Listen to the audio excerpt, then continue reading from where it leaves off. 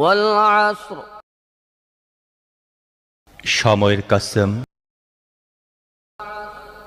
إن الإنسان لفي خسر মানুষ আসলে বড়ই ক্ষতির মধ্যে রয়েছে। والعصر إن الإنسان لفي خسر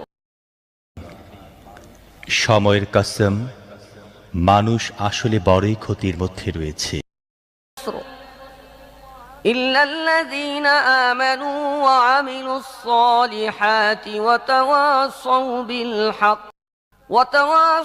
بالحق وتواصوا بالصبر